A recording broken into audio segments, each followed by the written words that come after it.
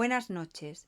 En esta parte vamos a ver cómo el engendro, ante la negativa de Víctor de crearle una compañera, continúa haciéndole daño a través de sus seres queridos. Capítulo 9.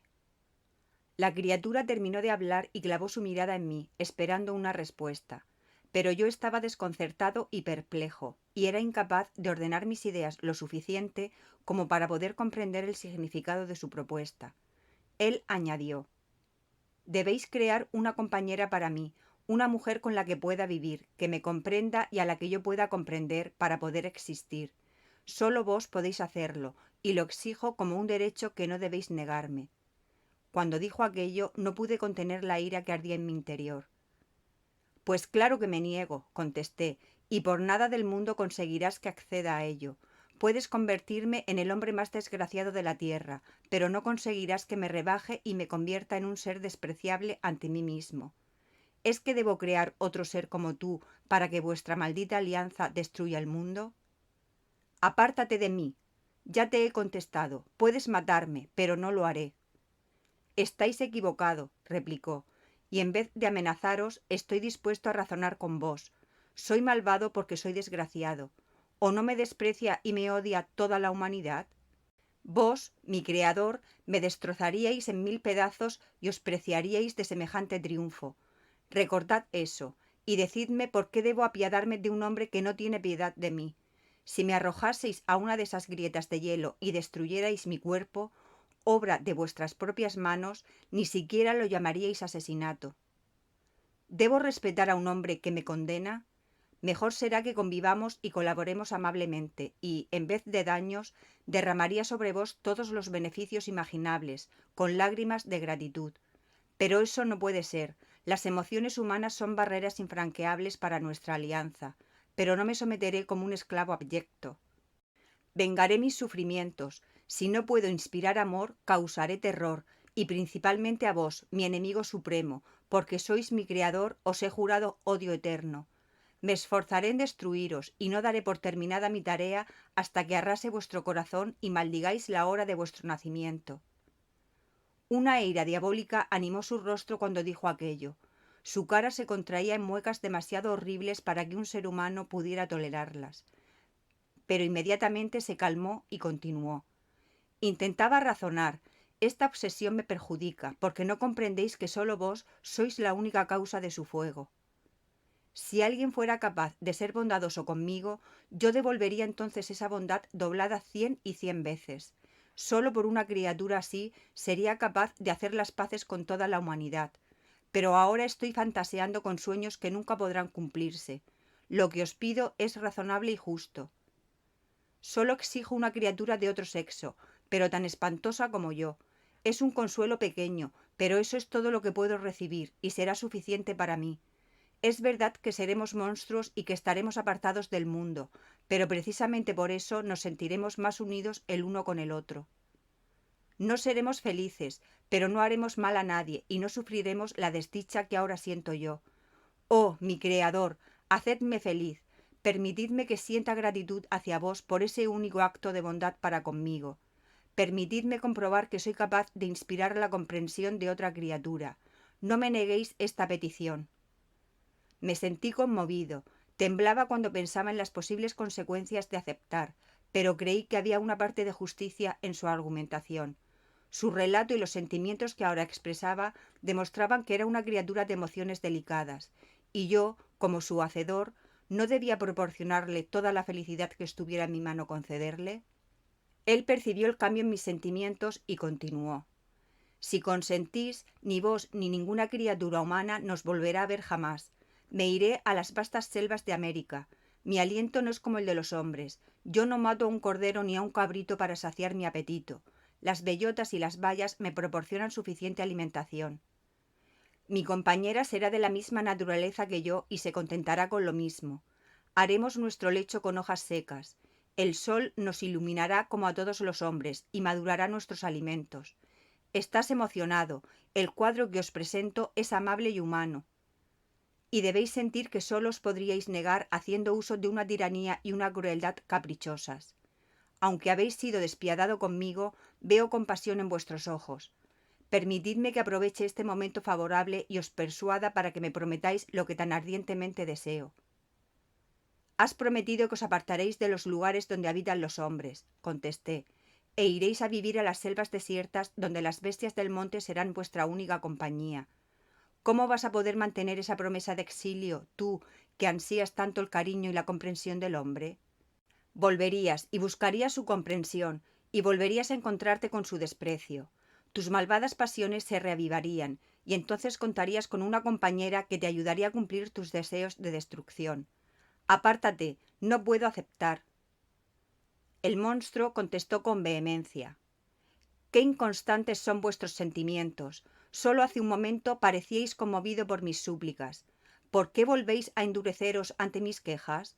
Os juro por la tierra que piso y por vos que me habéis creado, que con la compañera que me concedáis me alejaré de la presencia de los hombres y viviré, si es necesario, en los lugares más salvajes.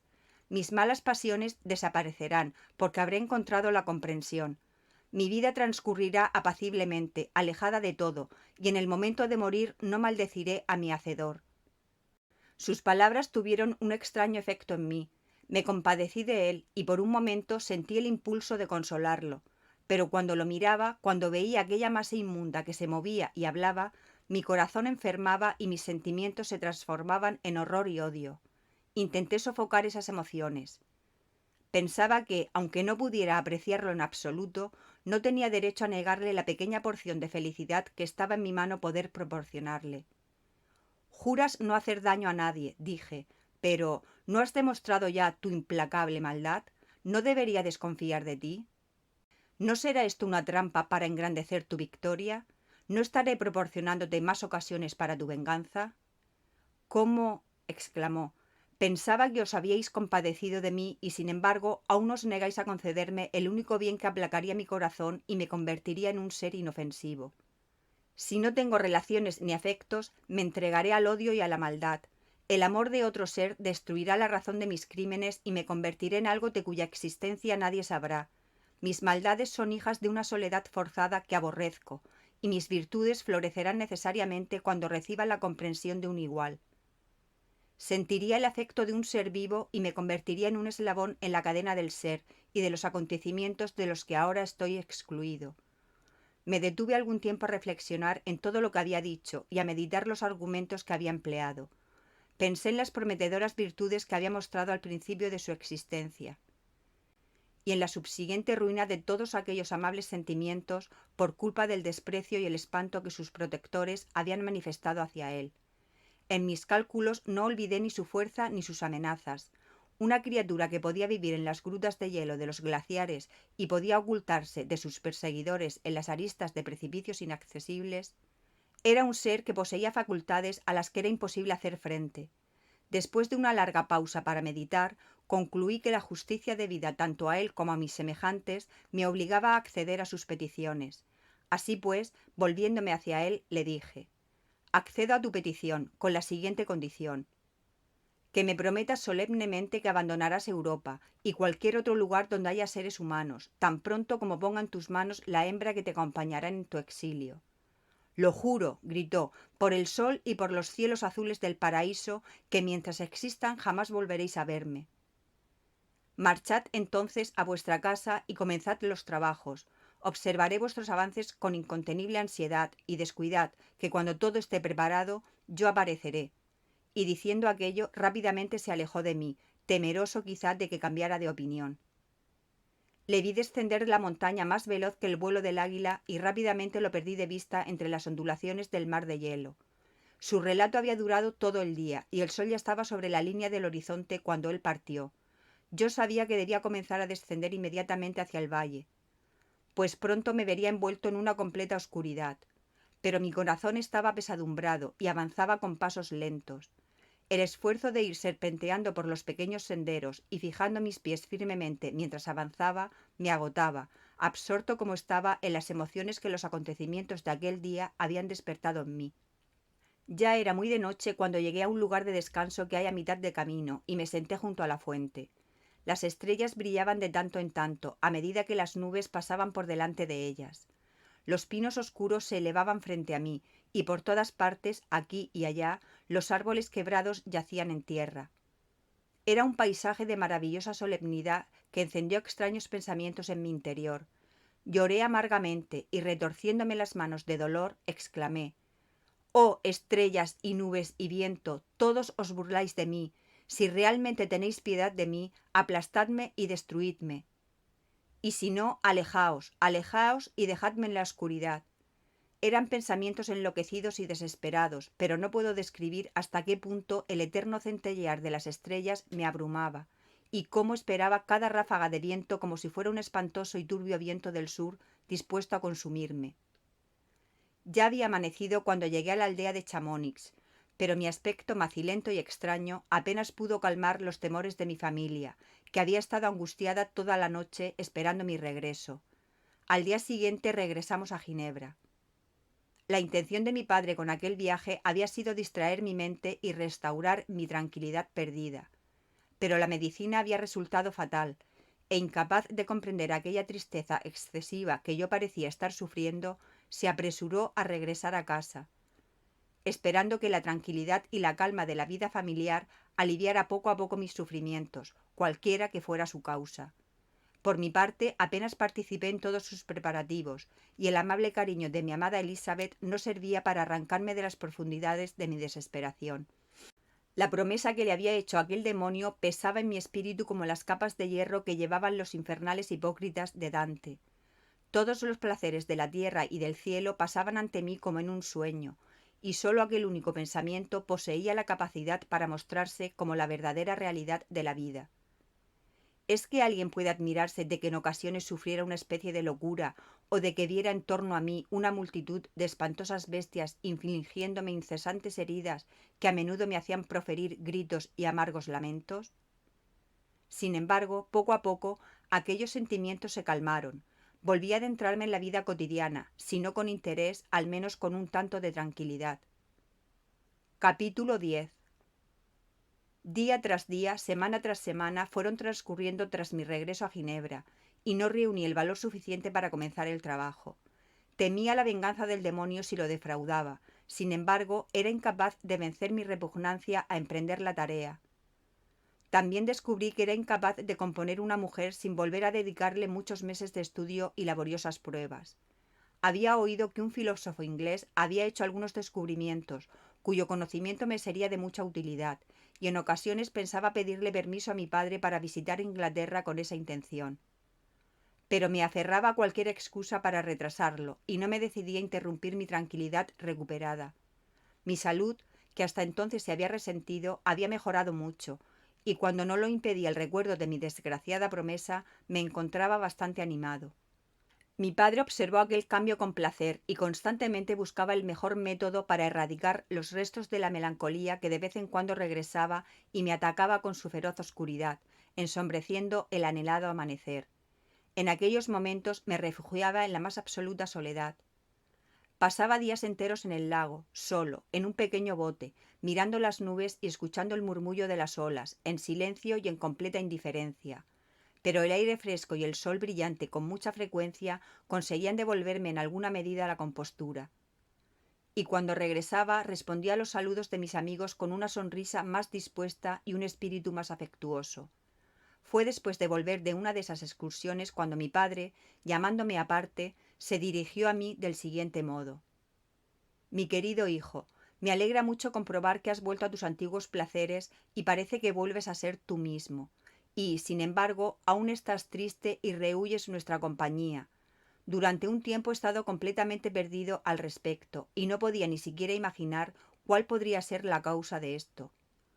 Pero ayer se me ocurrió una idea, y si está bien fundada, te ruego que me la confirmes. En este punto, la discreción no solo sería completamente inútil, sino que contribuiría a triplicar nuestras tribulaciones».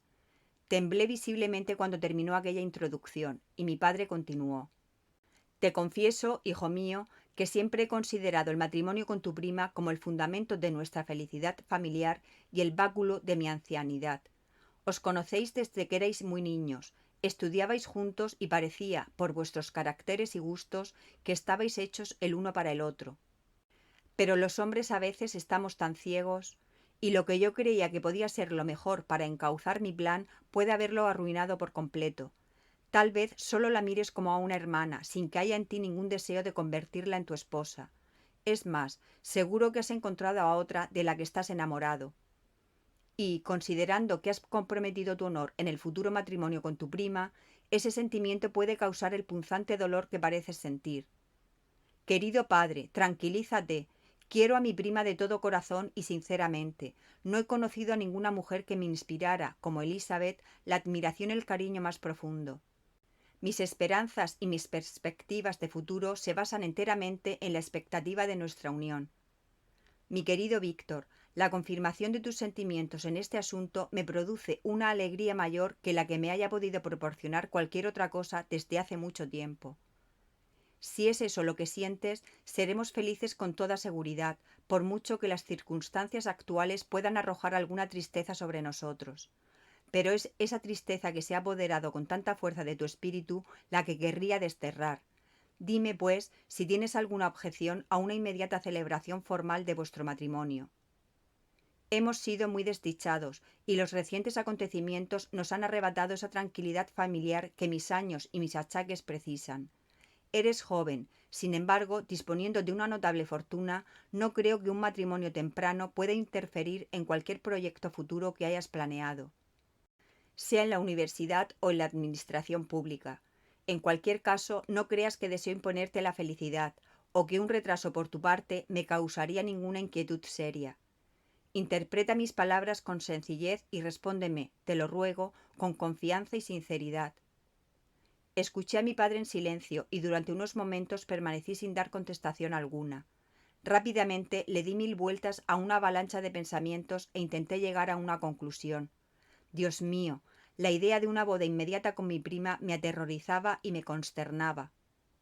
Estaba comprometido por una solemne promesa que aún no había cumplido y que no me atrevía a romper, y si lo hacía, cuántos e insospechados sufrimientos podrían desatarse sobre mí y mi adorada familia.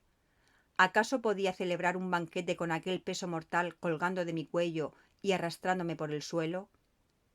Debía cumplir mi compromiso. Sólo así conseguiría que el monstruo se fuera con su compañera antes de que yo pudiera permitirme disfrutar de un matrimonio en el cual tenía depositadas todas mis esperanzas de paz. Recordé también la necesidad perentoria en que me hallaba. Bien de viajar a Inglaterra, bien de entablar una larga correspondencia con los filósofos de ese país, cuyos conocimientos y descubrimientos me resultaban indispensables en semejante empresa. Esta última forma de conseguir la información precisa era lenta y enojosa. Además, cualquier cambio me sentaría bien y estaba encantado con la idea de pasar 1 o 2 años en otro lugar y con otras ocupaciones, lejos de mi familia. Durante ese período de tiempo podría ocurrir algo que me devolviera la paz y la felicidad. Podría cumplir mi promesa y el monstruo podría partir. O tal vez podría acontecer algún accidente que acabara con él y pusiera fin a mi esclavitud para siempre. Aquellos sentimientos dictaron la respuesta que le di a mi padre. Expresé mi deseo de visitar Inglaterra, pero ocultando las verdaderas razones de aquella petición. Disfracé mis intenciones con la máscara de un supuesto deseo de viajar y ver mundo antes de instalarme para siempre entre los muros de mi ciudad natal. Presenté mi ruego con toda formalidad y mi padre muy pronto accedió a mi petición. Creo que no ha habido un padre más indulgente o menos tiránico en el mundo. Nuestro plan se dispuso de inmediato. Viajaría a Estrasburgo, donde me reuniría con Clerval, y luego bajaríamos juntos por el Rin. Pasaríamos algún tiempo, poco, en las ciudades de Holanda, y la mayor parte de nuestro periplo lo pasaríamos en Inglaterra. Regresaríamos por Francia. Se acordó que este viaje duraría 2 años. Mi padre se contentó con la idea de que me casaría con Elizabeth inmediatamente después de mi regreso a Ginebra. Estos 2 años, dijo, pasarán rápidamente y será el único retraso que se oponga a tu felicidad. Y, en realidad, deseo fervientemente que llegue el tiempo en que todos estemos juntos y que ni las esperanzas ni los temores consigan alterar nuestra tranquilidad familiar. Estoy de acuerdo, contesté. Para entonces, Elizabeth y yo seremos más maduros y espero que más felices de lo que somos en este momento. Suspiré, pero mi padre amablemente evitó hacerme ninguna pregunta más respecto a la razón de mi tristeza. Él esperaba que los paisajes nuevos y el entretenimiento del viaje me devolvieran la tranquilidad. Luego hice los preparativos para el viaje, pero se apoderó de mí un sentimiento que me llenó de temor y angustia. Durante mi ausencia debería dejar a mis familiares solos, inconscientes de la existencia de un enemigo y desprotegidos ante sus ataques, pues tal vez se enfurecería al ver que yo me iba. Pero había prometido seguirme allá donde quisiera que yo fuera. ¿No vendría tras de mí a Inglaterra? Esa suposición era desde luego aterradora, pero tranquilizadora en tanto en cuanto significaba que mi familia estaría segura. Me amargaba la idea de que pudiera ocurrir lo contrario, pero durante todo el tiempo en el que fui esclavo de mi criatura, solo me dejé guiar por los impulsos de cada instante. Y mis sensaciones en aquel momento me aseguraban con toda certeza que aquel demonio me seguiría y que mi familia quedaría al margen del peligro de sus maquinaciones. Fue muy a finales de agosto cuando partí de Ginebra, dispuesto a vivir 2 años en el extranjero. Elizabeth aceptó las razones de mi viaje y solo lamentaba que ella no tuviera las mismas oportunidades para ampliar sus conocimientos y cultivar su inteligencia. De todos modos, lloró al despedirse y me pidió que regresara feliz y tranquilo. Todos te necesitamos, dijo, y si tú estás triste, ¿cuáles serán nuestros sentimientos? Me metí en el carruaje que iba a alejarme de allí, sin saber apenas a dónde me dirigía y sin importarme lo que sucedía a mi alrededor. Solo recuerdo, y pensé en ello con la angustia más amarga, que ordené que empaquetaran mi instrumental químico para llevármelo. Porque decidí cumplir mi promesa mientras estuviera en el extranjero y regresar, si era posible, como un hombre libre. Abrumado por todas aquellas visiones terribles, atravesé muchos paisajes maravillosos y majestuosos, pero mis ojos estaban clavados en el vacío y no veían nada. Solo podía pensar en la finalidad de mi viaje y en el trabajo que iba a ocuparme mientras durara. Después de algunos días en los que estuve sumido en una indolente apatía, durante los cuales recorrí muchas leguas, llegué a Estrasburgo, donde permanecí 2 días esperando a Clerval. Finalmente vino. Dios mío, qué enorme contraste había entre ambos. Él siempre estaba atento a todo, disfrutaba cuando veía la belleza del sol al atardecer, y aún se alegraba más cuando lo veía amanecer y comenzaba un nuevo día. Me señalaba los cambiantes colores del paisaje y las tonalidades del cielo. Esto sí que es vivir, exclamaba. Me encanta vivir. Pero tú, mi querido Frankenstein, ¿por qué estás triste y apenado? En efecto, estaba muy ocupado en mis sombríos pensamientos, y ni veía la aparición de la estrella vespertina, ni los dorados amaneceres reflejados en el Rin. Y usted, amigo mío, seguramente se divertiría mucho más con el diario de Clerval, que observaba el paisaje con mirada sentimental y gozosa, que escuchando mis reflexiones. Yo, un pobre desgraciado atrapado en una maldición que me cerraba todos los caminos de la alegría. Habíamos acordado bajar al Rin en barco, desde Estrasburgo a Rotterdam, donde podríamos coger un navío hacia Londres. Durante aquel viaje pasamos junto a pequeñas islas y visitamos algunas hermosas ciudades. Pasamos un día en Mannheim y 5 días después de nuestra partida de Estrasburgo llegamos a Maguncia. El curso del Rin, a partir de Maguncia, es mucho más pintoresco.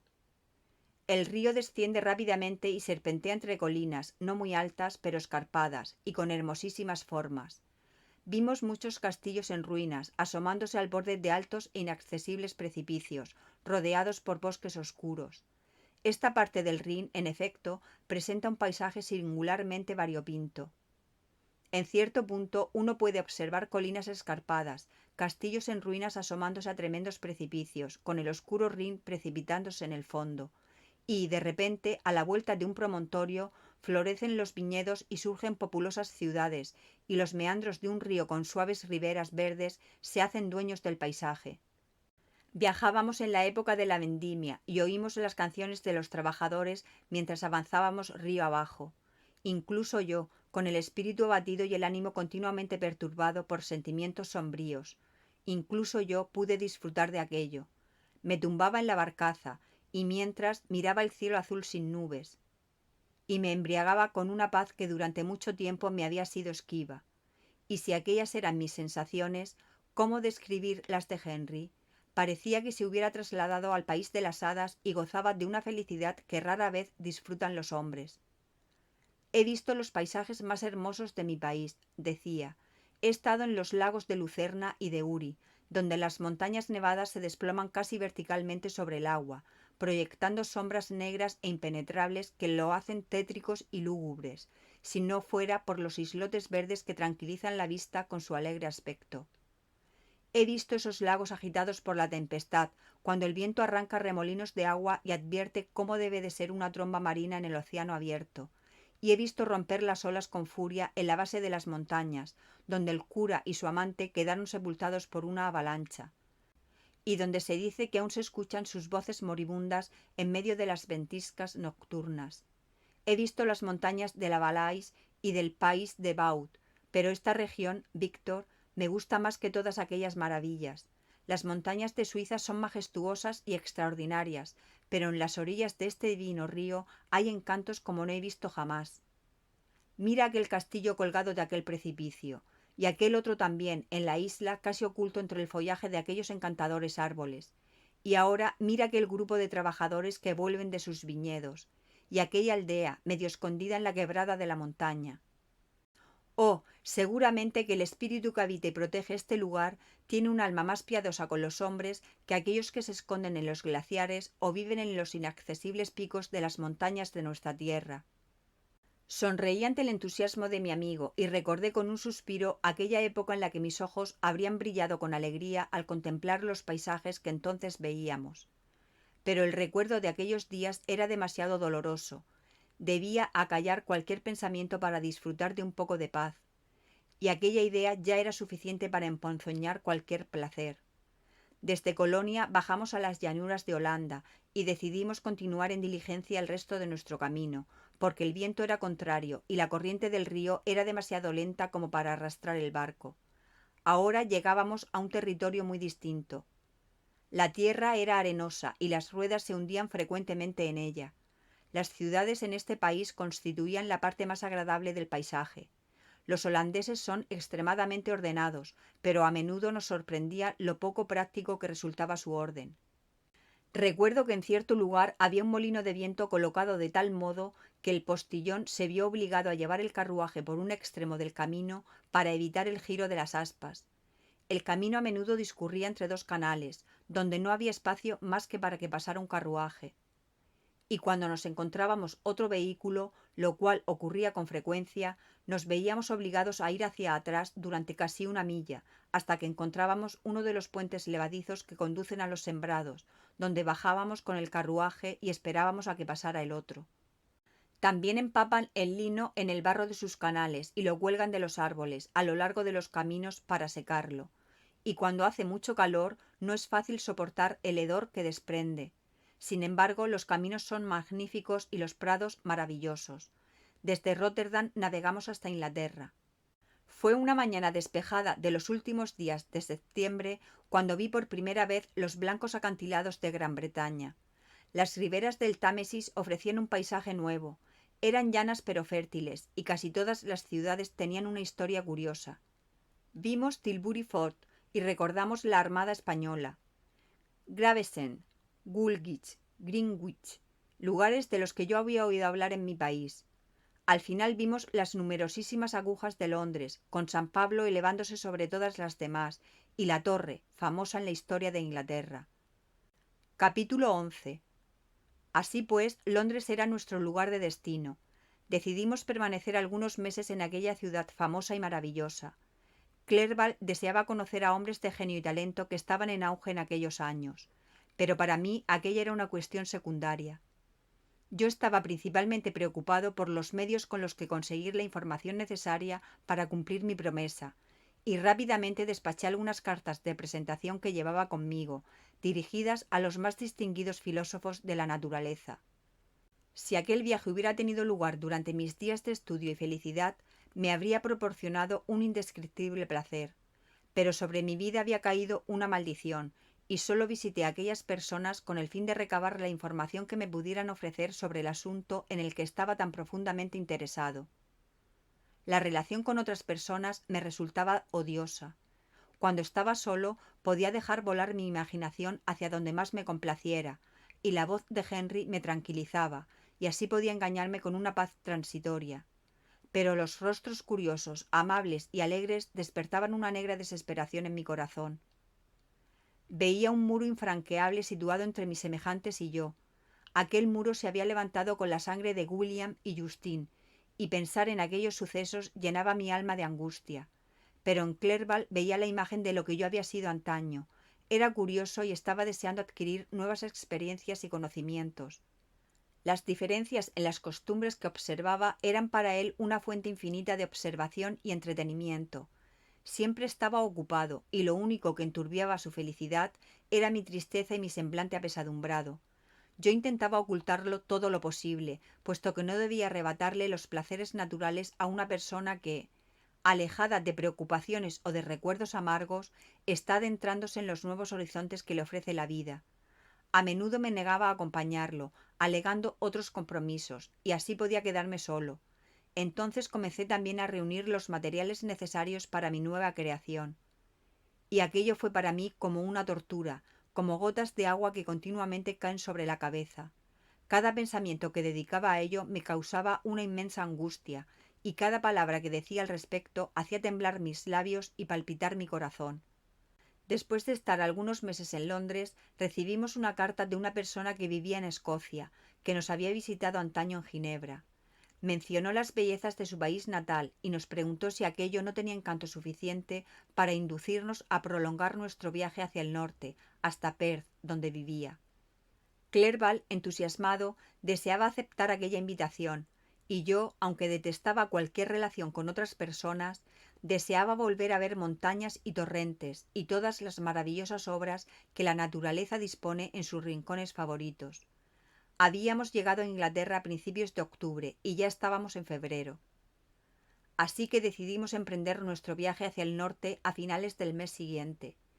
En aquel periplo no teníamos intención de ir por el camino real de Edimburgo, sino visitar Windsor, Oxford, Matlock y los lagos de Cumberland, de modo que alcanzaríamos el punto final de este viaje hacia finales de julio. Empaqueté mi instrumental químico y los materiales que había recabado, y decidí completar los trabajos en algún rincón apartado, en el campo. Partimos de Londres el 27 de marzo y permanecimos algunos días en Windsor, donde paseamos por su precioso bosque. Para nosotros, hombres de la montaña, aquel paisaje era completamente nuevo. Para nosotros todo era una novedad. Los majestuosos robles, la abundancia de la caza y las manadas de encantadores ciervos. Desde allí nos trasladamos a Oxford.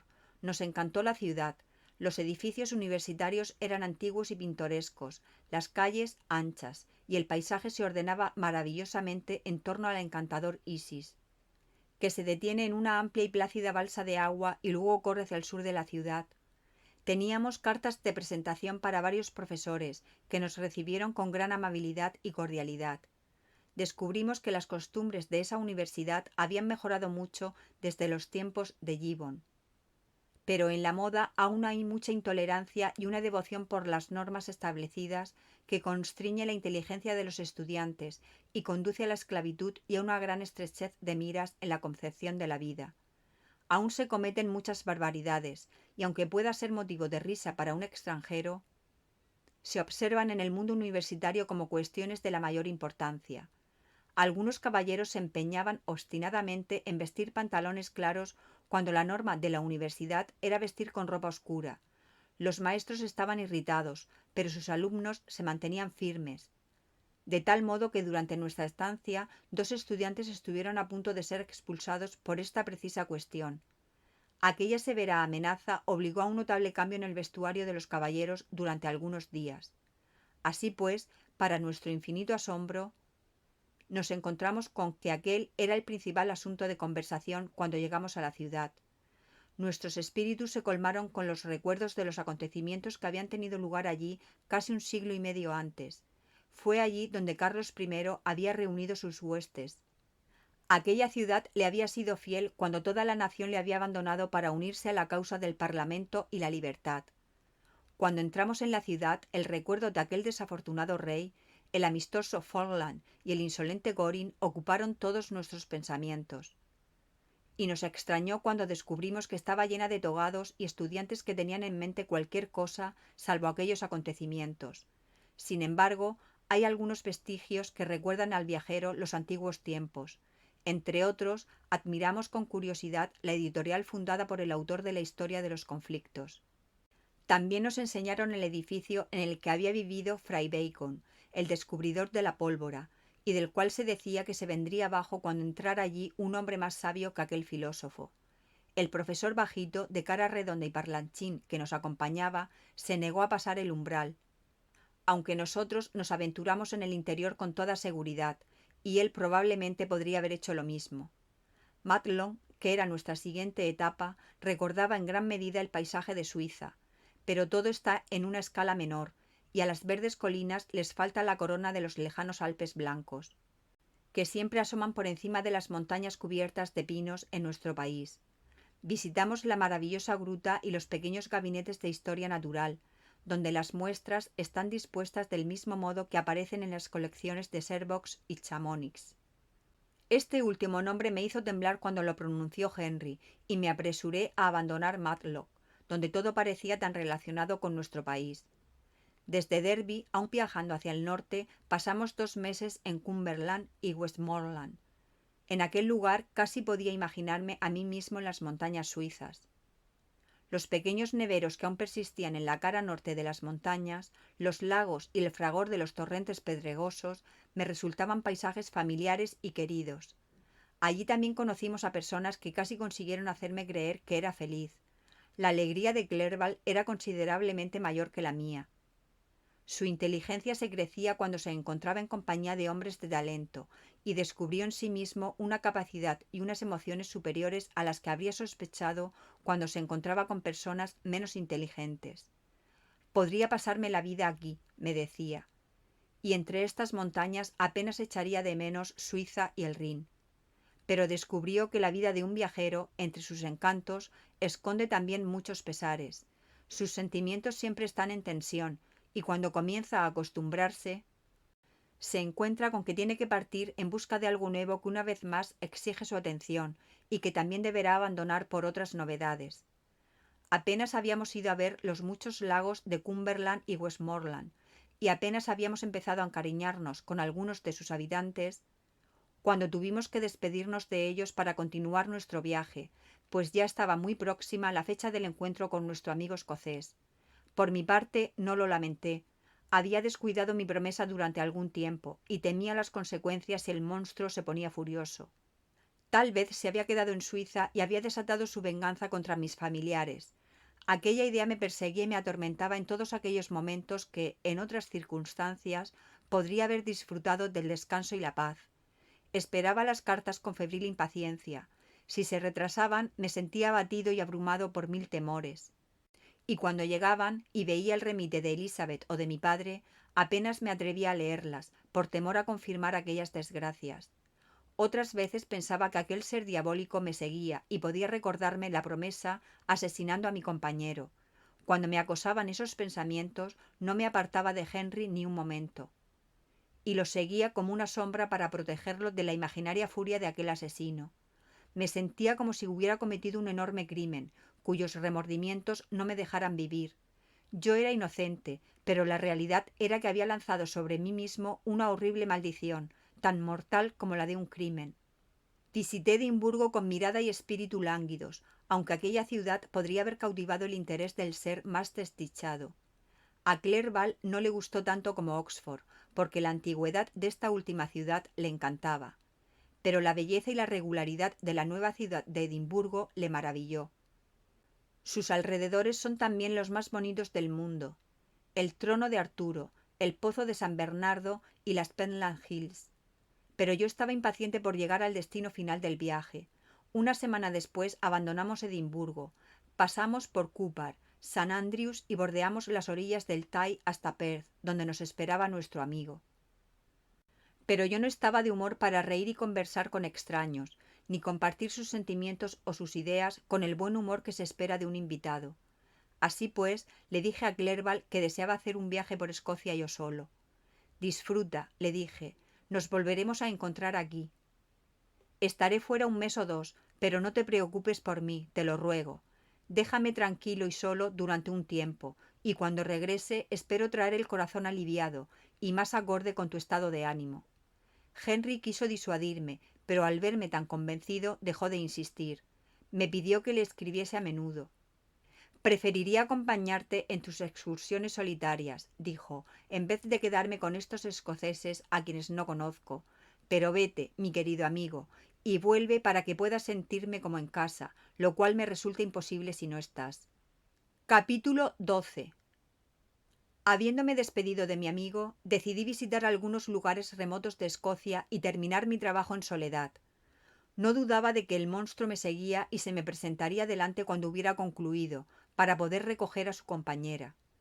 Con esa decisión tomada, crucé las tierras altas del norte y elegí una de las islas Orcadas para finalizar mi trabajo. Era un lugar muy apropiado para aquella tarea, porque apenas iba más allá de ser una roca cuyas orillas eran acantilados constantemente batidos por las olas. La tierra era baldía y apenas proporcionaba pasto para unas cuantas vacas famélicas y un poco de avena para los habitantes, que no eran más de 5 personas, cuyos cuerpos demacrados y esqueléticos daban prueba de su triste destino. Las verduras y el pan, cuando se podían permitir semejantes lujos, e incluso el agua dulce, procedían de tierra firme, que se encontraba a unas 5 millas de distancia. En toda la isla no había más que 3 cabañas miserables, y una de ellas estaba vacía cuando llegué. La alquilé. No tenía más que 2 habitaciones, y ambas mostraban toda la escasez de la penuria más miserable. La techumbre se había hundido, los muros no estaban enyesados y la puerta bailaba fuera de los goznes. Ordené que la repararan un poco, puse algunos muebles y me instalé allí. Un hecho que sin duda habría provocado alguna sorpresa si no hubiera sido porque todos los sentidos de los campesinos estaban entumecidos por la necesidad y la extrema pobreza. En todo caso, pude vivir sin que nadie me observara ni me molestara, y apenas si me agradecieron la comida y las ropas que les di. Hasta ese punto el sufrimiento debilita incluso las emociones más primitivas de los hombres. En aquel retiro dediqué las mañanas al trabajo, pero por la tarde, cuando el tiempo me lo permitía, paseaba por la playa pedregosa junto al mar para contemplar las olas que rugían y rompían a mis pies. Era un paisaje monótono y sin embargo siempre cambiante. Pensé en Suiza. Era tan distinta a aquel desolado y aterrador lugar. Sus colinas están cubiertas de viñedos y sus granjas salpican aquí y allá los valles. Sus preciosos lagos reflejan un cielo azul y delicado, y cuando los vientos azotan sus tierras, no parece más que el juego de un niño travieso en comparación con los aterradores bramidos del inmenso océano. De aquel modo distribuía mi tiempo cuando llegué, pero a medida que avanzaba en mi trabajo, éste se me hizo cada día más horrible y más detestable. A veces ni siquiera tenía valor para entrar en el laboratorio durante varios días, y en otras ocasiones permanecía allí encerrado día y noche con la única idea de terminarlo de una vez. Verdaderamente estaba inmerso en una tarea asquerosa. Durante mi primer experimento, una especie de frenesí de entusiasmo me había cegado ante el horror del trabajo que estaba llevando a cabo. Mi mente estaba absorta en los resultados de mi labor, y mis ojos permanecían cerrados ante lo horroroso de mi proceder. Pero ahora lo estaba haciendo a sangre fría, y mi corazón a menudo enfermaba ante lo que estaban haciendo mis manos. En aquella situación, entregado al trabajo más detestable, en una soledad donde nada podía reclamar mi atención, aparte de lo que me traía entre manos, mis nervios comenzaron a resentirse. Siempre estaba inquieto y atemorizado. A cada paso temía encontrarme con aquel ser que me acosaba. Algunas veces me quedaba quieto con los ojos clavados en el suelo, temiendo levantarlos, no fuera a encontrarme con aquello que tanto me aterrorizaba tener que ver. Temía alejarme de mis semejantes, no fuera a ser que cuando estuviera solo viniera a exigirme a su compañera. Mientras tanto seguía trabajando, y mi trabajo ya estaba considerablemente adelantado. Observaba con placer la idea de darlo por terminado. Sin embargo, la liberación de aquella maldición que estaba sufriendo era una alegría en la que nunca me atreví a confiar del todo. Una tarde estaba sentado en mi taller. El sol ya se había puesto y la luna estaba saliendo en ese momento tras el mar. No tenía luz suficiente para trabajar y me senté allí sin hacer nada, preguntándome si debería dejar la tarea por aquella noche o apresurarme a terminarlo sin cejar en ello ni un instante. Mientras permanecía allí, la concatenación de ideas me condujo a considerar las consecuencias de lo que estaba haciendo. 3 años antes me había enfrascado del mismo modo y había creado un monstruo cuya violencia inconcebible había destruido mi corazón y lo había anegado para siempre con los remordimientos más amargos. Y ahora estaba a punto de crear otro ser cuyo carácter también desconocía por completo. Aquella cosa podría ser 10.000 veces más perversa y malvada que su compañero, y podría deleitarse en el asesinato y en la villanía. Él me había jurado que se apartaría de los hombres y que se ocultaría en los desiertos, pero ella no. Y ella, que se convertiría probablemente en un animal pensante y racional, podría negarse a cumplir un pacto acordado antes de su creación. Puede que incluso se odiaran. La criatura que ya vivía aborrecía su propia deformidad. ¿Acaso no experimentaría un aborrecimiento aún mayor cuando la viera reflejada ante sus ojos en forma de una hembra? También puede que ella le volviera la espalda ante la belleza superior del hombre. Puede que se apartara de él, y así volvería a estar solo, y enloquecería ante la nueva provocación de verse despreciado por uno de su propia especie. Aunque ellos abandonaran realmente Europa y fueran a vivir a los desiertos del Nuevo Mundo, tendrían la intención de engendrar hijos, y así se propagaría sobre la tierra una raza de demonios cuya figura y mente sumiría al hombre en el terror. ¿Es que tenía yo algún derecho, solo por mi propio beneficio, a infligir esta maldición a las generaciones futuras? Me había dejado convencer por los sofismas del ser que había creado. Me había dejado convencer por sus diabólicas amenazas, y ahora, por vez primera, el horror de mi promesa se presentó claramente ante mí.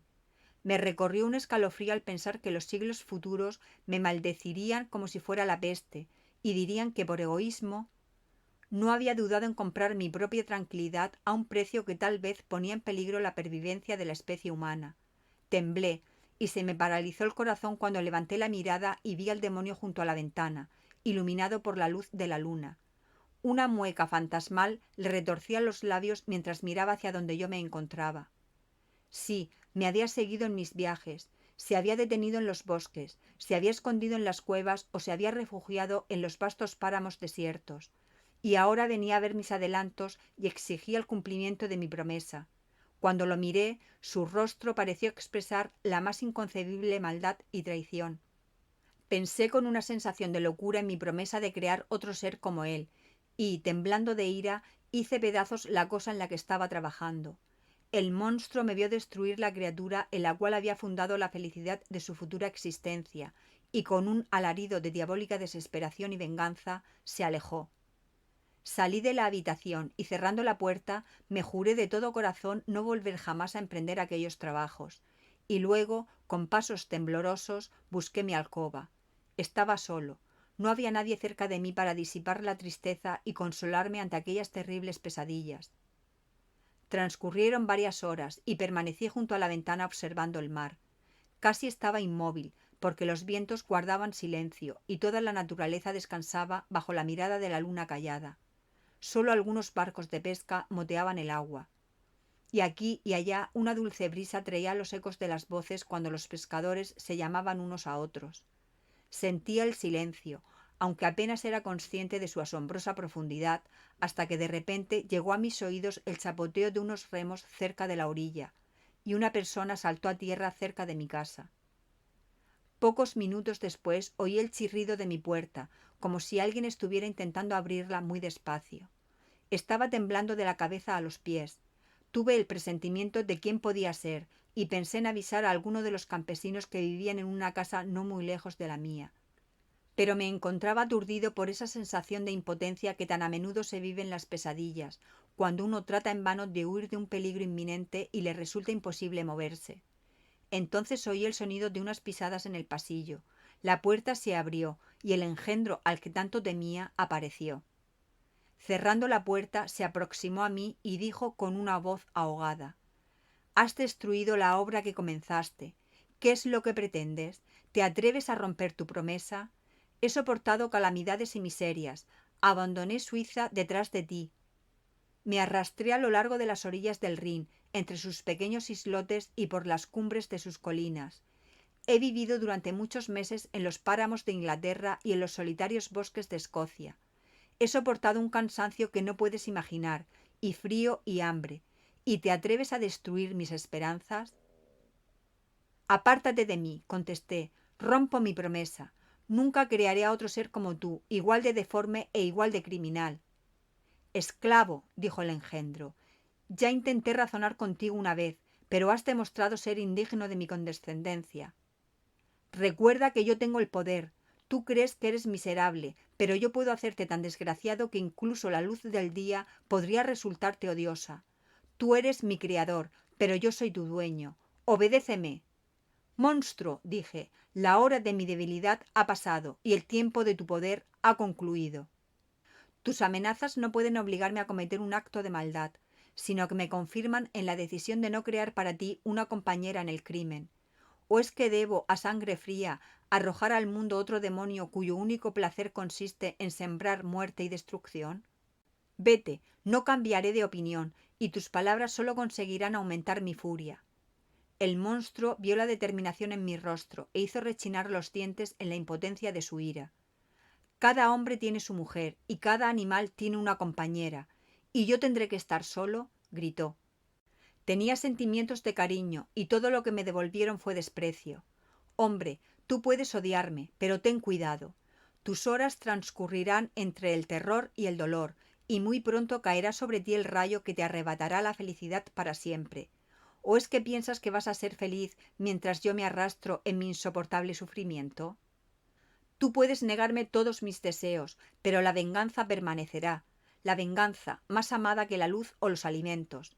Y puedo morir, pero antes tú, mi tirano y mi verdugo, maldecirás el sol que verá tu miseria. Ten cuidado, porque no tengo miedo, y por tanto soy poderoso. Estaré observando con la astucia de una serpiente, para morderte e inocularte el veneno. Hombre, te arrepentirás del daño que infliges. Maldito demonio, grité, cállate y no emponzoñes el aire con tus malvadas amenazas. Ya te he dicho cuál es mi decisión y no soy ningún cobarde para asustarme por unas palabras. Déjame, está decidido. Muy bien, dijo, me iré, pero recuerda, estaré contigo en tu noche de bodas. Capítulo 13. Avancé decidido hacia él y grité, miserable, antes de que firmes mi sentencia de muerte, asegúrate de que tú mismo estás vivo. Lo habría atrapado, pero me esquivó y abandonó la casa precipitadamente. Unos instantes después lo vi subir a una barca, que cruzó las aguas con la suavidad de una saeta, y pronto se perdió en medio de las olas. Todo volvió a quedar en silencio, pero sus palabras resonaban en mis oídos. Ardían deseos furiosos de perseguir al asesino de mi tranquilidad y hundirlo en el océano. Caminé arriba y abajo en mi habitación, nervioso y conmocionado. Mi imaginación conjuraba ante mí miles de imágenes que solo conseguían atormentarme y zaherirme. ¿Por qué no lo había perseguido y había entablado con él una lucha a muerte? Bien al contrario, le había permitido escapar y había dirigido sus pasos hacia tierra firme. Un escalofrío me recorrió el cuerpo cuando imaginé quién podría ser la siguiente víctima sacrificada a su insaciable venganza, y entonces volví a pensar en sus palabras. Estaré contigo en tu noche de bodas. Así pues, ese era el plazo fijado para el cumplimiento de mi destino. En aquel momento moriría y por fin aquel monstruo podría satisfacer y aplacar su maldad. Aquella perspectiva no me infundió temor.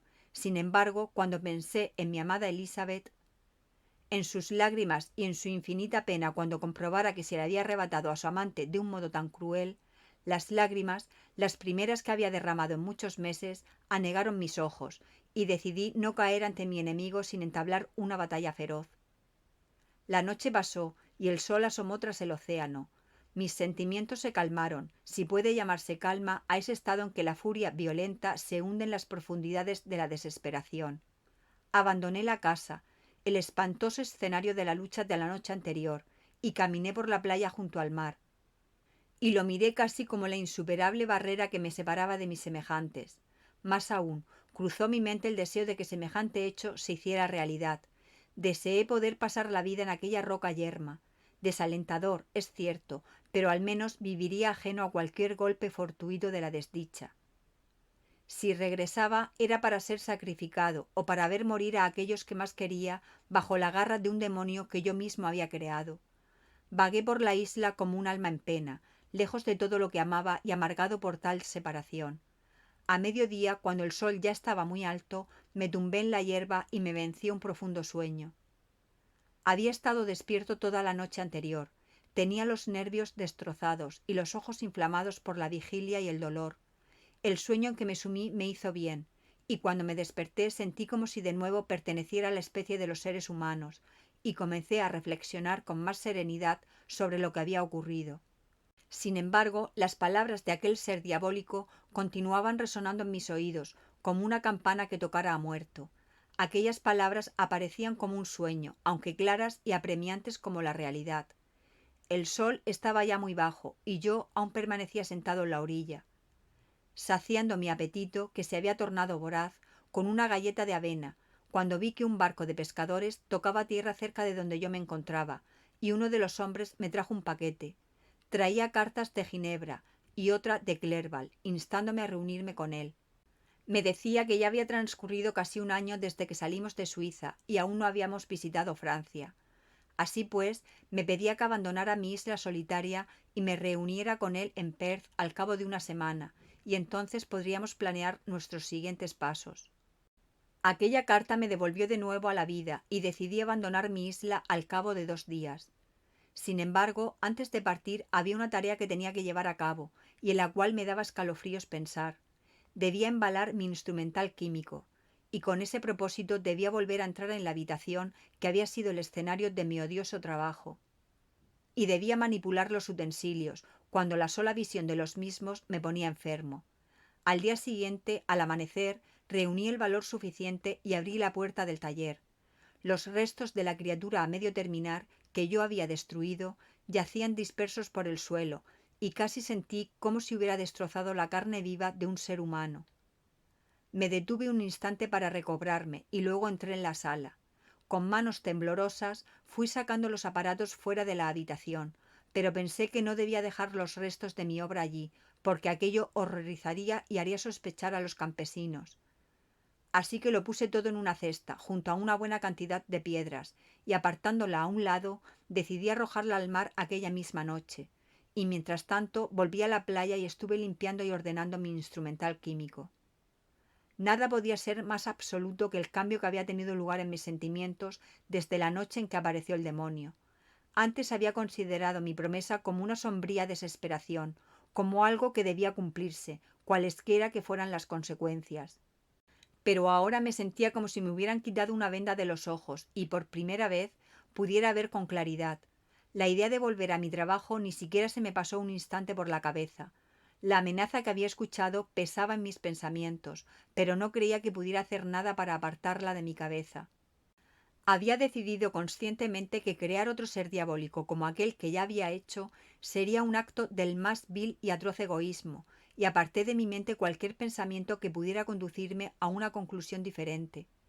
Entre las 2 y las 3 de la madrugada salió la luna, y entonces, colocando la cesta en el interior de un pequeño bote de vela, me adentré unas 4 millas en el mar. El lugar estaba absolutamente solitario, solo algunas barcas regresaban a tierra, pero yo procuré alejarme de ellas.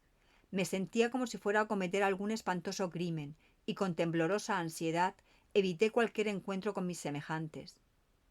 Entonces la luna, que hasta entonces había estado clara, se cubrió repentinamente con una espesa nube, y aproveché el momento de oscuridad para arrojar la cesta al mar. Escuché el burbujeo mientras se hundía, y luego me aparté de aquel lugar. El cielo se había nublado, pero el aire era puro, aunque venía helado por la brisa del noreste que se estaba levantando.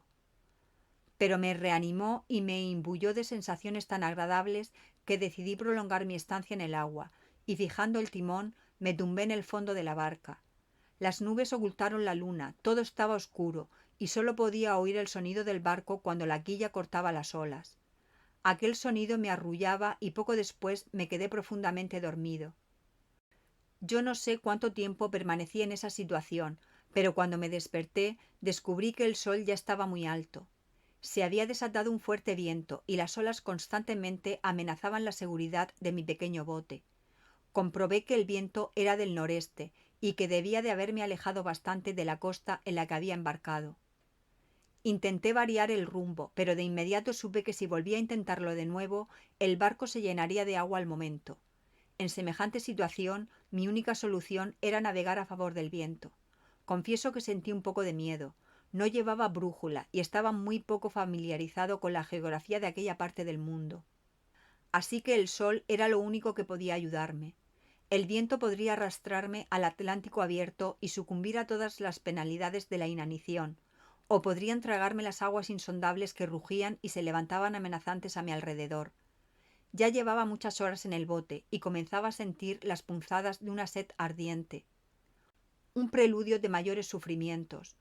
Miré a los cielos, que aparecían cubiertos con nubes que volaban con el viento solo para ser reemplazadas por otras. Observé el mar. Iba a ser mi tumba. «¡Maldito demonio!», exclamé, «tu deseo se ha cumplido». Pensé en Elizabeth, en mi padre y en Clerval, y me sumí en una ensoñación tan desesperada y aterradora que incluso ahora, cuando el mundo está a punto de cerrarse ante mí para siempre, tiemblo al recordarla. Así transcurrieron algunas horas, pero poco a poco, a medida que el sol iba descendiendo hacia el horizonte, el viento se fue transformando en una ligera brisa y el mar se vio libre de grandes olas. Pero aquello dio paso a una fuerte marejada. Me sentí enfermo y apenas capaz de sostener el timón cuando de repente vi el perfil de tierra firme hacia el sur. Casi agotado por el cansancio y el sufrimiento, aquella repentina esperanza de vivir me embargó el corazón como una cálida alegría y mis ojos derramaron abundantes lágrimas. Qué mudables son nuestros sentimientos y cuán extraño es ese apego tenaz que tenemos a la vida incluso cuando estamos sufriendo horriblemente. Preparé otra vela con parte de mi indumentaria e intenté poner rumbo a tierra con ansiedad. La orilla tenía un aspecto rocoso, pero a medida que me fui aproximando más, vi claramente señales de cultivos. Vi algunos barcos cerca de la orilla y de repente me vi transportado de nuevo junto a la civilización humana. Recorrí con inquietud las formas del terreno y descubrí con alegría un campanario, el cual vi elevarse a lo lejos, tras un pequeño promontorio. Como me encontraba en un estado de extrema debilidad después de tanto esfuerzo, decidí dirigirme directamente hacia la ciudad, porque sería el lugar donde podría procurarme algún alimento más fácilmente. Por fortuna llevaba dinero. Al rodear el promontorio descubrí un pequeño pueblecito y un puerto en el que entré, con el corazón rebosante de alegría ante mi inesperada salvación. Mientras yo estaba ocupado amarrando el barco y arriando las velas, varias personas se congregaron en el lugar. Parecían muy sorprendidas ante mi aparición, pero en vez de ofrecerme su ayuda, susurraban y hacían gestos que en cualquier otro momento podrían haberme producido una leve sensación de alarma. Pero en tales circunstancias simplemente observé que hablaban inglés y por tanto me dirigí a ellos. «Amigos míos», dije, «¿serían tan amables de decirme cómo se llama este pueblo y dónde estoy?» «Pronto lo sabrá», contestó un hombre bruscamente. «Puede que haya llegado a un lugar que al final no le guste tanto, pero no le van a preguntar dónde le apetece alojarse, se lo aseguro». Yo estaba extraordinariamente sorprendido al recibir una respuesta tan desapacible por parte de un extraño, y también me quedé perplejo al ver los rostros ceñudos y enojados de las personas que lo acompañaban. «¿Por qué me contesta con tanta brusquedad?», repliqué. «Desde luego no es costumbre de los ingleses recibir a los extranjeros de un modo tan poco amistoso». «No sé cuáles son las costumbres de los ingleses», dijo aquel hombre, «pero la costumbre de los irlandeses es detestar a los criminales». Mientras se desarrollaba aquel extraño diálogo, me di cuenta de que rápidamente aumentaba el número de personas congregadas. Sus rostros expresaban una mezcla de curiosidad y enfado que me molestaba y en cierta medida me asustaba. Pregunté por dónde se iba a la posada, pero nadie me contestó. Entonces di un paso adelante y un murmullo se elevó entre la gente mientras me seguían y me rodeaban, y entonces un hombre de aspecto desagradable, adelantándose, me dio unas palmadas en el hombro y me dijo: «Vamos, señor, sígame a casa del señor Kirvin. Tendrá que darle explicaciones». «¿Quién es el señor Kirvin?», dije. «¿Y por qué tengo que darle explicaciones? ¿Acaso no es este un país libre?» «Claro, señor», contestó el hombre, «lo suficientemente libre para la gente honrada. El señor Kirvin es el magistrado, y usted debe dar cuenta de la muerte de un caballero que apareció asesinado aquí la pasada noche». Aquella respuesta me asombró, pero inmediatamente me recobré. Yo era inocente y podía probarlo fácilmente. Así pues, seguí a aquel hombre en silencio y me condujo a una de las mejores casas del pueblo. Estaba a punto de sucumbir al cansancio y al hambre, pero, estando rodeado por una multitud, pensé que lo mejor sería hacer acopio de todas mis fuerzas, no fuera que tomaran mi debilidad física como prueba de mi temor o mi culpabilidad. Poco podía imaginar la calamidad que pocos instantes después se iba a abatir sobre mí, ahogando en horror y desesperación todo temor a la ignominia y a la muerte. Debo detenerme aquí, porque preciso toda mi fortaleza para traer a mi memoria las horrorosas imágenes de los acontecimientos que voy a relatar con todo detalle. Capítulo 14. Inmediatamente me condujeron ante el magistrado, un hombre anciano y benévolo, de gestos tranquilos y afables. De todos modos, me observó detenidamente con cierta severidad, y luego, dirigiéndose a las personas que me habían llevado hasta allí, preguntó quiénes habían sido testigos en aquella ocasión. Alrededor de una docena de hombres dieron un paso al frente, y cuando el magistrado señaló a uno, éste dijo que había estado toda la noche anterior pescando con su hijo y su cuñado, Daniel Núñez, y que entonces, hacia las 9 de la noche, vieron que se levantaba una fuerte marejada del norte y que, por tanto, pusieron rumbo a puerto. Era una noche muy oscura, porque no había luna. No atracaron en el puerto, sino, como era su costumbre, en una cala que se encontraba unas 2 millas más abajo. Él se adelantó llevando parte de los aparejos de pesca, y sus compañeros le seguían a cierta distancia. Mientras iba caminando por la arena, tropezó con algo y cayó en tierra todo lo largo que era. Sus compañeros fueron a ayudarle y a la luz de los faroles descubrieron que se había caído sobre el cuerpo de un hombre que, según todas las apariencias, estaba muerto. Su primera suposición fue que se trataba del cadáver de alguna persona que se había ahogado y que había sido arrojado a la orilla por las olas. Pero, después de examinarlo, descubrieron que las ropas no estaban mojadas y que el cuerpo ni siquiera estaba frío todavía. Enseguida lo llevaron a casa de una anciana que vivía cerca del lugar e intentaron, en vano, devolverle la vida. Parecía un joven apuesto, de unos 20 años de edad. Al parecer había sido estrangulado, porque no había señales de violencia, excepto la marca negra de unos dedos en su cuello. La primera parte de aquella declaración no tenía el menor interés para mí, pero cuando se mencionó la marca de los dedos, recordé el asesinato de mi hermano y me puse muy nervioso. Comencé a temblar y se me nubló la vista, lo cual me obligó a apoyarme en una silla para sostenerme. El magistrado me observó con mirada penetrante y, desde luego, extrajo una impresión desfavorable de mi comportamiento. El hijo confirmó el relato del padre. Pero cuando se le preguntó a Daniel Núñez, éste juró con toda seguridad que, justo antes de que se cayera su compañero, vio un barco con un hombre solo en él, a corta distancia de la orilla, y por lo que pudo ver a la luz de las estrellas, era el mismo barco en el que yo había llegado a tierra. Una mujer declaró que vivía cerca de la playa y que estaba a la puerta de su casa esperando el regreso de los pescadores. Alrededor de una hora antes de que supiera del descubrimiento del cuerpo, vio un barco, con un hombre solo, que se alejaba de la parte de la costa donde posteriormente se había encontrado el cadáver. Otra mujer confirmó el relato según el cual era cierto que los pescadores habían llevado el cuerpo a su casa. No estaba frío, y lo pusieron en una cama y le dieron friegas, y Daniel fue al pueblo a buscar al boticario, pero el joven ya estaba sin vida.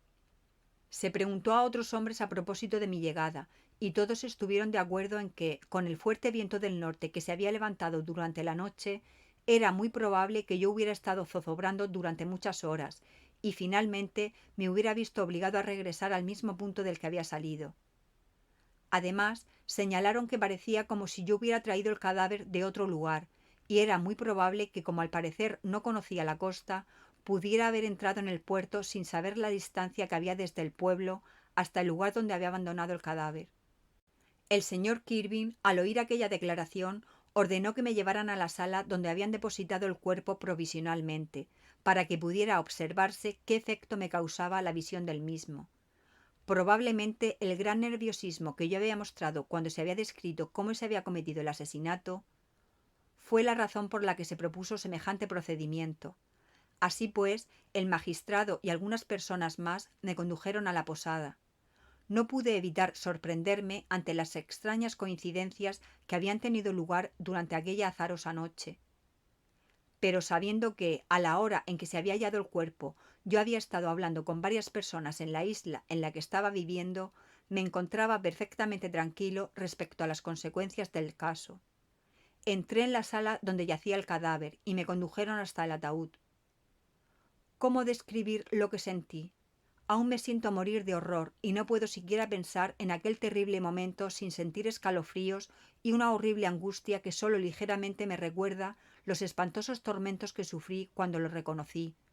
El juicio, la presencia del magistrado y los testigos pasaron como un sueño por mi mente cuando vi el cuerpo sin vida de Henry Clerval tendido ante mí. Jadeé buscando aire y arrojándome sobre el cuerpo exclamé: «Mi querido Henry, ¿también a ti te han arrebatado la vida mis criminales maquinaciones?» Ya he matado a 2 personas, otras víctimas esperan su turno, pero tú, Clerval, mi amigo, mi buen amigo. Mi cuerpo no pudo soportar durante más tiempo el agónico sufrimiento que estaba soportando, y me sacaron de la sala entre horribles convulsiones. La fiebre vino después. Durante 2 meses estuve al borde de la muerte. Mis delirios, como supe después, eran espantosos. Me acusaba a mí mismo de ser el asesino de William, de Justine y de Clerval. A veces les pedí a mis cuidadores que me ayudaran a destruir al ser diabólico que me atormentaba. Y en otras ocasiones sentía cómo los dedos del monstruo se aferraban a mi garganta y daba alaridos de angustia y terror. Afortunadamente, como yo hablaba en mi lengua natal, solo el señor Kirvin pudo entenderme, pero mis gestos y mis alaridos de amargura fueron suficientes para aterrorizar a los otros testigos. ¿Por qué no cedí a la muerte entonces? Era más desgraciado que ningún hombre lo fue jamás. Entonces, ¿por qué no me hundí en el silencio y en el olvido? La muerte arrebata a muchos niños en la flor de la vida, las únicas esperanzas de sus padres, que los adoran. ¿Cuántas novias y jóvenes amantes han estado un día rebosantes de salud y esperanza y al día siguiente eran ya víctimas de los gusanos y de la putrefacción de la tumba? ¿De qué materia estaba hecho yo para que pudiera resistir de aquel modo los golpes que, como el constante girar de una rueda, continuamente renovaban mi tortura? Pero yo estaba condenado a vivir, y 2 meses después me encontré como si estuviera despertando de un sueño, en una prisión, tendido en un camastro miserable, y rodeado de rejas, candados, cerrojos y todo el desdichado aparato de una mazmorra. Fue una mañana, lo recuerdo, cuando me desperté en aquel estado. Había olvidado los detalles de lo que había ocurrido y solo me sentía como si una gran desgracia se hubiera abatido sobre mí. Pero cuando miré a mi alrededor y vi las ventanas enrejadas y la estrechez de la celda donde me encontraba, todo lo sucedido cruzó mi memoria y lloré amargamente. Aquellos gemidos despertaron a una vieja que estaba durmiendo en una silla, a mi lado. Era una cuidadora a sueldo, la mujer de uno de los carceleros, y su aspecto reflejaba todas esas malas cualidades que a menudo caracterizan a esa clase de personas. Su rostro era duro e implacable, como el de las personas acostumbradas a contemplar el dolor sin mostrar comprensión ninguna. Su voz expresaba una absoluta indiferencia. Se dirigió a mí en inglés, y en sus palabras pude reconocer la voz que había oído durante mi enfermedad. «¿Ya está mejor, señor?», dijo. Contesté en el mismo idioma con una voz débil. «Creo que sí, pero si todo esto es verdad, si no estoy en realidad soñando, lamento estar aún vivo para seguir sintiendo este sufrimiento y este horror». «Si es por eso», replicó la vieja, «si lo dice usted por el caballero que mató, creo que sería mejor que estuviera usted muerto, porque me parece a mí que lo va a pasar muy mal. Lo van a colgar a usted cuando se celebren las próximas sesiones judiciales en el pueblo. De todos modos, no es asunto mío. Me han dicho que lo cuide y ya está usted bien. Cumplo con mi deber y tengo la conciencia tranquila. Mejor nos iría si todo el mundo hiciera lo mismo». Le di la espalda con repugnancia a aquella mujer que podía hablarle de aquel modo absolutamente insensible a una persona que se acababa de salvar, habiendo estado al filo de la muerte. Pero me sentí débil e incapaz de pensar en todo lo que había acontecido. Todas las escenas de mi vida aparecían como en un sueño. A veces dudaba y pensaba que tal vez todo aquello no era verdad, porque los hechos nunca adquirían en mi mente toda la fuerza de la realidad. A medida que las imágenes que flotaban ante mí se fueron haciendo más nítidas, me subió la fiebre. La oscuridad se ciñó en torno a mí. No tenía a nadie cerca para consolarme con la voz amable del cariño. Ninguna mano querida me confortaba. Vino el médico y me prescribió algunas medicinas, y la vieja me las preparó.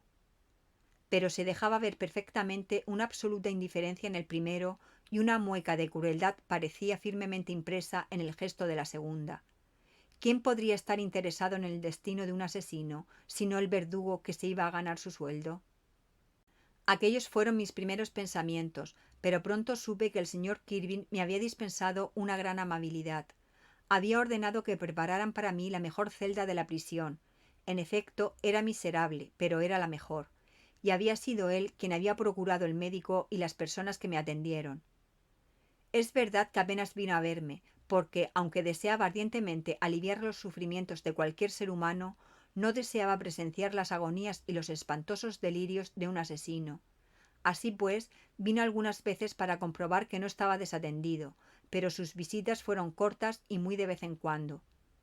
Un día, cuando ya me iba restableciendo poco a poco, me sentaron en una silla, con los ojos medio abiertos y con las mejillas lívidas como las de un muerto. Me encontraba abrumado por la tristeza y el dolor, y a menudo pensaba si no debía buscar la muerte en vez de esperar allí, miserablemente encerrado, solo a que me soltaran en un mundo atestado de desgracias. En alguna ocasión consideré si no debería declararme culpable y sufrir el castigo de la ley, el cual, arrebatándome la vida, me proporcionaría el único consuelo que era capaz de admitir. Tales eran mis pensamientos cuando se abrió la puerta de la celda y entró el señor Kirby. Su rostro dejaba entrever comprensión y amabilidad. Acercó una silla a la mía y se dirigió a mí en francés. Me temo que este lugar no le hace mucho bien. ¿Puedo hacer algo para que se encuentre mejor? Gracias, contesté, pero ya nada importa. No hay nada en el mundo que pueda conseguir que me encuentre mejor. Ya sé que la comprensión de un extraño no es de mucha ayuda para una persona como usted, abatido por una tragedia tan extraña, pero espero que pronto abandone este desgraciado lugar, porque, sin duda, se podrán encontrar fácilmente pruebas que permitan liberarlo de los cargos criminales que se le imputan. Esto es lo último que me preocupa. Debido a una sucesión de extraños acontecimientos, me he convertido en el más desgraciado de los mortales. Perseguido y atormentado como estoy y como he estado, ¿puede la muerte hacerme algún daño? En efecto, nada puede ser más desagradable y triste que las extrañas circunstancias que han ocurrido últimamente. Por alguna sorprendente casualidad, usted fue arrojado a nuestras playas, bien conocidas por su hospitalidad. Fue apresado inmediatamente y acusado de asesinato. Y lo primero que se le presentó a sus ojos fue el cuerpo de su amigo asesinado de ese modo atroz, y que algún malvado colocó, como si dijéramos, en su camino. Mientras el señor Kirin decía esto, a pesar de la agitación que sufría con el relato de mis sufrimientos, también me sorprendió considerablemente el conocimiento que parecía tener respecto a mí.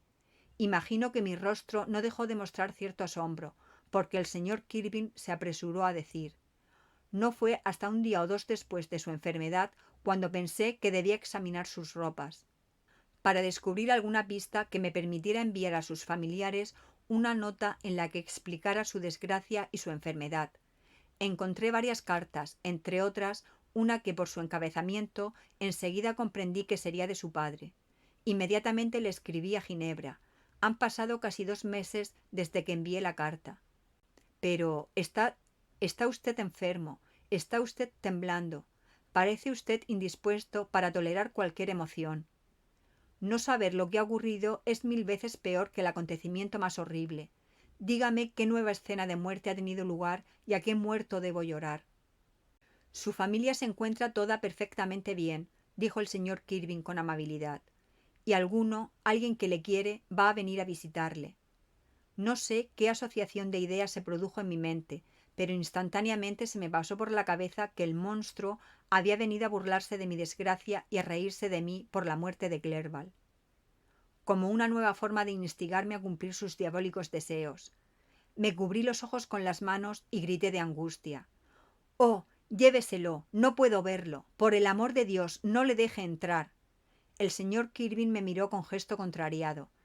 No pudo evitar pensar que mi exclamación podía entenderse como una confirmación de mi culpabilidad, y dijo en un tono bastante severo: Hubiera creído, joven, que la presencia de su padre sería bienvenida, en vez de producirle una aversión tan violenta. ¿Mi padre? Dije mientras cada rasgo y cada músculo de mi cuerpo pasaba de la angustia a la alegría. ¿De verdad ha venido mi padre? Mi buen padre, mi buen padre. Pero, ¿dónde está? ¿Por qué no se apresura a venir? El cambio de mi comportamiento sorprendió y agradó al magistrado. Quizá pensó que mi anterior exclamación era una momentánea recaída en el delirio, y entonces inmediatamente volvió a su antigua benevolencia. Se levantó y abandonó la celda con la enfermera, y un instante después entró mi padre. En aquel momento nada podría haberme alegrado tanto como la presencia de mi padre. Le tendí y le estreché la mano y exclamé: «Entonces estás bien. ¿Y Elizabeth? ¿Y Ernest?». Mi padre me tranquilizó, asegurándome que todos estaban bien y diciéndome que no le había dicho a mi prima que yo estaba encarcelado. Simplemente le había mencionado que estaba enfermo. «¿En qué lugar estás, hijo mío?», añadió, observando lúgubremente las ventanas enrejadas y el miserable aspecto de la celda. «Viajabas para buscar la felicidad, pero la fatalidad parece perseguirte a ti y al pobre Clerval». El nombre de mi desafortunado amigo asesinado me causó una agitación demasiado grande como para que mi debilidad pudiera soportarlo. Prorrumpí en llanto. «Dios mío, sí, padre mío», dije. «Algún espantoso destino pende sobre mí y al parecer debo vivir para cumplirlo. De otro modo habría muerto sobre el ataúd de Henry». Capítulo 15. No se nos permitió conversar durante mucho tiempo, dado que el precario estado de mi salud exigía tomar todas las precauciones necesarias que pudieran asegurar mi tranquilidad. El señor Kirvin entró e insistió en que mis fuerzas no deberían agotarse en demasiadas emociones. Pero la presencia de mi padre era para mí como la de un ángel bueno, y poco a poco recobré la salud. A medida que la enfermedad me abandonaba, me iba invadiendo una melancolía negra y lúgubre que nada podía disipar. Siempre tenía delante la imagen fantasmal de Clerval asesinado. En más de una ocasión, el nerviosismo al que me conducían aquellos recuerdos hizo temer a mis amigos que podría sufrir una peligrosa recaída. Dios mío, ¿por qué se empeñaron en conservar una vida tan mísera y detestable? Fue seguramente para que yo pudiera cumplir mi destino, del cual estoy ya tan cerca. Pronto, oh, muy pronto, la muerte acallará estos latidos de mi corazón y me liberará de esta pesada carga de angustia que me hunde en el cieno. Y cuando se haya ejecutado la sentencia de la justicia, yo también podré entregarme al descanso. En aquel entonces la presencia de la muerte aún me resultaba distante, aunque el deseo de morir siempre estaba presente en mis pensamientos, y a menudo permanecía durante horas enteras sin moverme y sin hablar, deseando que alguna descomunal catástrofe pudiera acabar conmigo y en semejante destrucción arrastrara también a la causa de mis desdichas. Las sesiones judiciales de la región se aproximaban. Ya llevaba 3 meses en prisión, y aunque aún estaba débil y corría un permanente peligro de recaída, me obligaron a viajar casi 100 millas hasta la capital del condado, donde tenía la sede del tribunal. El señor Kirvin se encargó de reunir con mucho cuidado a todos los testigos y organizar mi defensa. Me evitaron la vergüenza de aparecer públicamente como un criminal, puesto que el caso no se presentó ante el tribunal que decide la pena de muerte. El gran jurado rechazó la acusación, pues quedó probado que yo me encontraba en las Islas Orcadas a la hora en que se descubrió el cuerpo de mi amigo, y solo 15 días después de mi traslado me sacaron de prisión.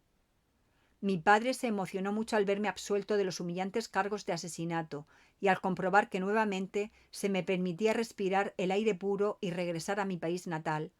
Yo no compartía aquellos sentimientos, porque para mí los muros de una mazmorra o los de un palacio eran igualmente odiosos.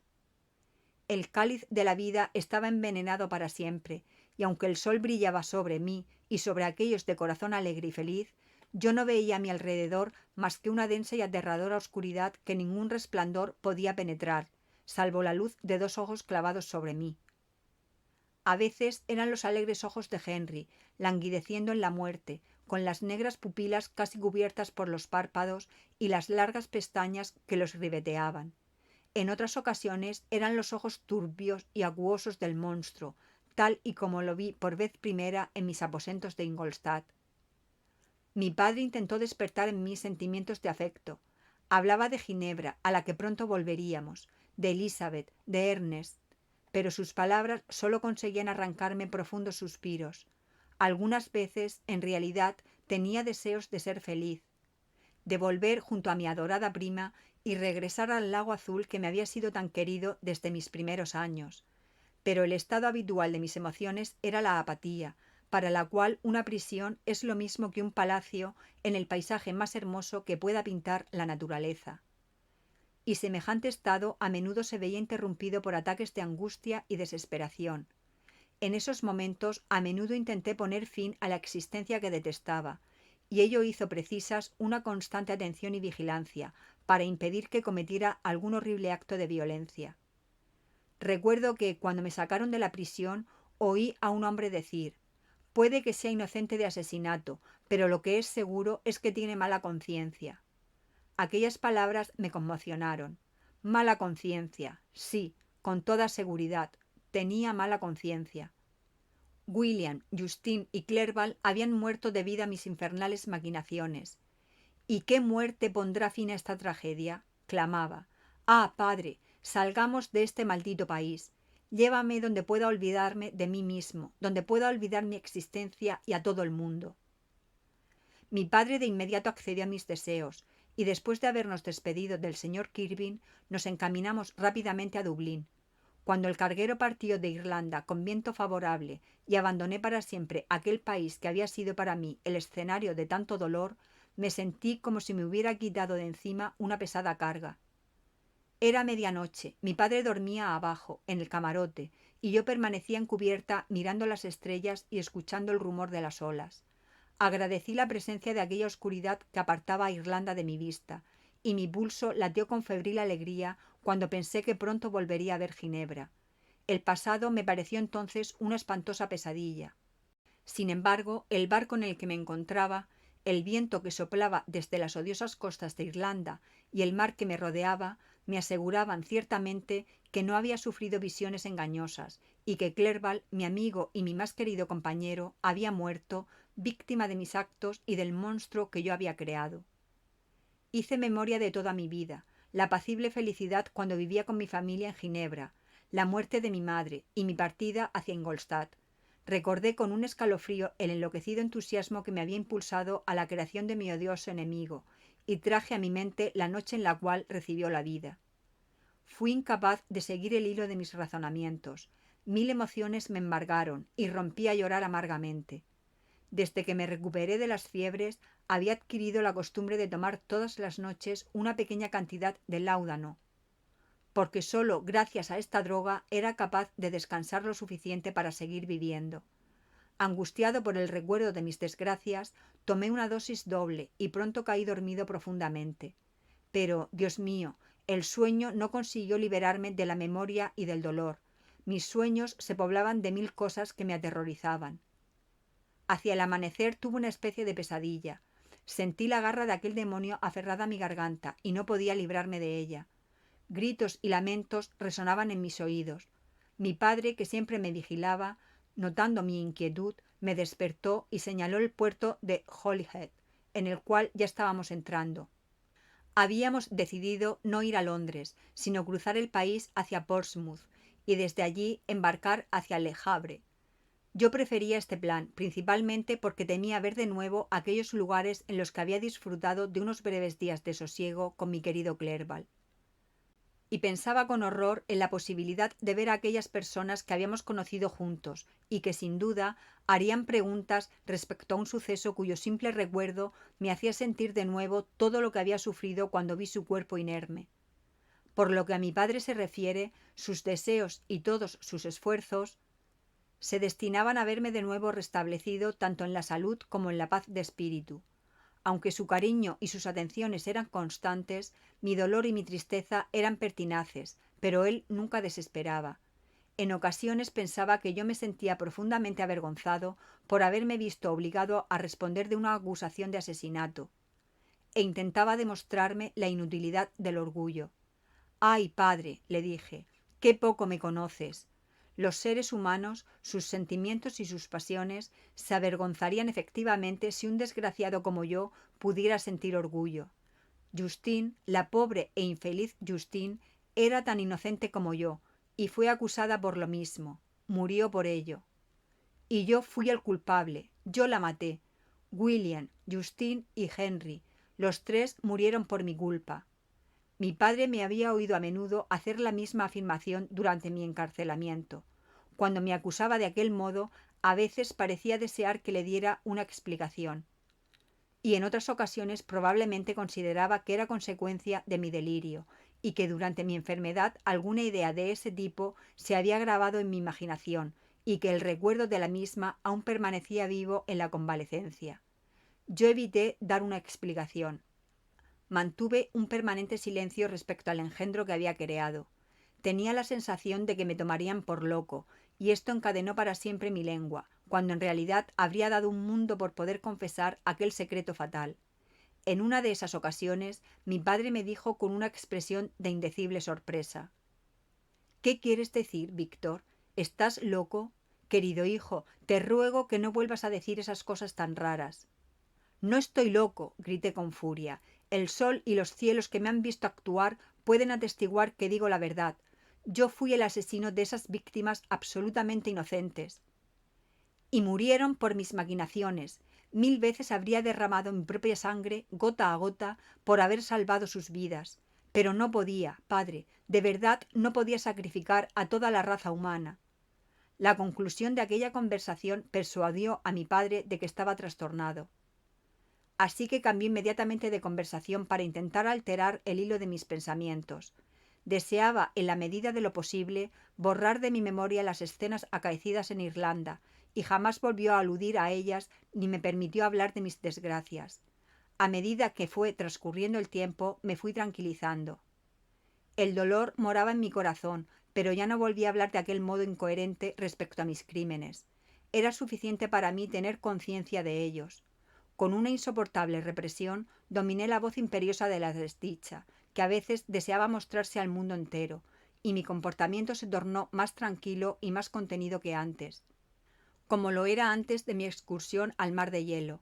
Incluso mi padre, que me vigilaba como el pájaro a su polluelo, estaba engañado y pensaba que la negra melancolía que me había angustiado se estaba alejando para siempre, y que mi país natal y la compañía de mis seres queridos me restablecería por completo y me devolvería la salud y mi antigua alegría.